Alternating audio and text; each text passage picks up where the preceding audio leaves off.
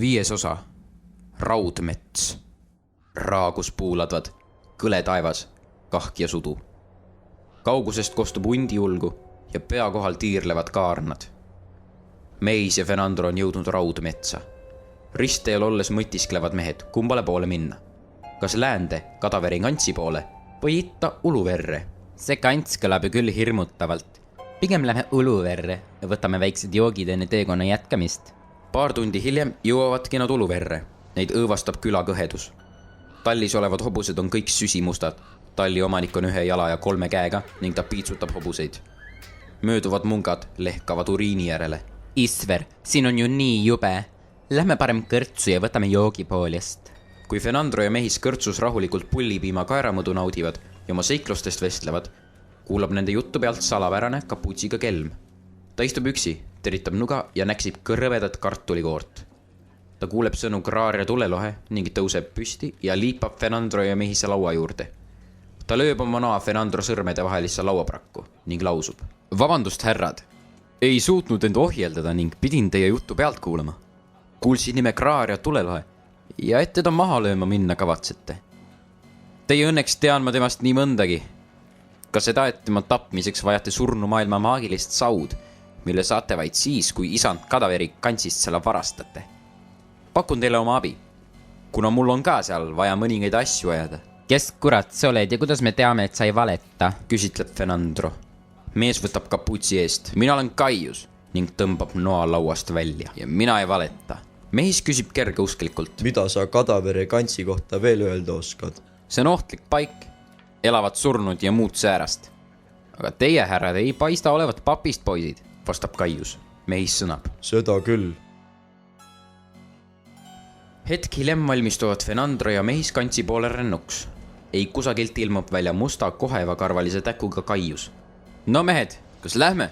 Mehis ja Fenandro jõua midagi vastatagi, enne kui Kaius juba 4 tuule poole tuiskab. Peagi on nad kohal. Koht on kõhedam kui kõik muud raudmetsa vaatamisväärsused kokku. Kantsi tornid küündivad kõrgele, kus raisakotkad tiirutavad. Fenandro ja mehis paistavad mõlemad hirmutatud olevat. Kaius vaatab aga julgelt kantsi poole, hüppab hobuselt maha ning hakkab sissepääsu poole kõmpima. Teised mehed mõtlevad hetke, kuid siis asuvad kohe järgi. Kui nad on sisse jõudnud, sulgub uks maagiliselt. Unustasin teid hoiatada. See loss on nõiutud, lausub Kaius. Mida veel selle kohta öelda oskad? Küsib mehis. Siin lossis elavad surnud, kelle hinged on isand Kadaveri poolt vangistatud. Neid saab tappa ainult siis, kui lüüa maha Kadaveri pea ja see põlema panna. Vaid nii saavad nende hinged taevasse minna. Kuidas me Kadaverini jõuame, kui lossi igal nurgal elavad surnud kooserdavad? Isand Kadaver elab kantsi kõrgeimas tornis. Sinna saamiseks peame läbima surnute hordi. Kaius vaatab meist ja jätkab. Sinusugune suur kamakas võib enamikku neist niita samal ajal, kui meie su seljatagust valvame. Mehis vastab. See plaan mulle meeldib. Fenandro noogutab. Mehed teevadki nii, nagu plaanitud. Kaius juhatab nad tornini. Mehis jookseb enamiku teel olevatest surnudest tükkideks. Fenandrol on küll 1 isendiga võideldes raskusi, kuid Kaius päästab ta väledalt, visates vaenlasele noa silma. Jõuavadki nad lõpuks kantsi kõrgeima torni tippu. Hiilivad vaikselt Kadaveri kambrisse, kuid sellest pole kasu, kuna Kadarev juba teab, et nad tulevad ning suudab neid üllatada, tulles nurga tagant kirvega välja ja lüües sellega mehist. Mehise tugev torso suudab kirvelöögi peatada ja selle isegi Kadaveri poole tagasi suunata. Kirves lendab nurka. Kadaver üritab põgeneda, kuid Kaius viskab talle noa kuklasse ning Fenandro tulistab teda selga. Kadaver kukub surnult maha. Järsku lööb säramas salapärane valgus. On just kui tunda, et loss puhastub.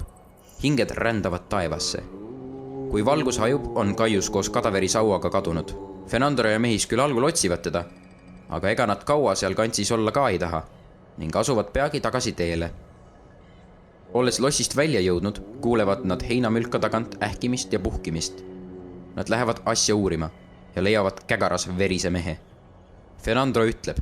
Milline õudne mees? Mehis vastab. Me ei saa teda ju ometi siia jätta. Paar tundi hiljem on mehis ja Fenandro salapärase mehe tohtri juurde viinud.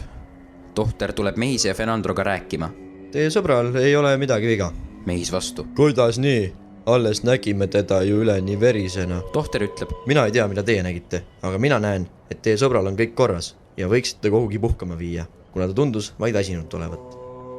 Fenandro ja Mehis viivadki mehe kõrtsu. Nad tellivad mehele süüa ning pärivad temalt. kes sa oled ja kust sa tuled? Mees pomiseb midagi arusaamatut. Mehis küsib uuesti ning seekord tõstab mees häält. ma olen ei keegi. Oleks parem, kui te mind siia jätaksite ja lahkuksite. Meeleldi jätaks su siia mädanema, aga meil on vaja üks lohe maha lüüa ja igasugusest abist ei ütleks ära. Ning kuna me päästsime su elu, oled justkui kohustatud meid sellel teekonnal aitama. Millisest loest jutt käib? Raar ja tulelohe. Mees pillab šokeerunult lusika maha ja küsib. Kas ütlesid kraar ja tulelohe? Jah, Siis ma saan teid aidata küll, kuna ka minul on vaja seesama lohe tappa. Siis on meil ju pande olemas. Aga räägi, mis su nimi on, mees? Mees vastab tüdinult. Miikael. Järgmisel hommikul panevad mehed ratsud valmis, et surmaoru poole rändama hakata. Tee peal jutustab Fenandro. Kuhu kurat see Kaius selle sauaga kadus ja kuidas me ilma selleta lohe tapame? Kaius valetas. Pole kellelgi seda sau vaja. Paistad temast päris palju teadvat. Räägi veel, mida tead. Tean teda ammusest ajast. Juba lapsepõlves oli ta samasugune. Valelik, omakasupüüdlik. Ta ilmselt tahtis seda saud endale ja vajas teid vaid ajutiselt. Küretirrott.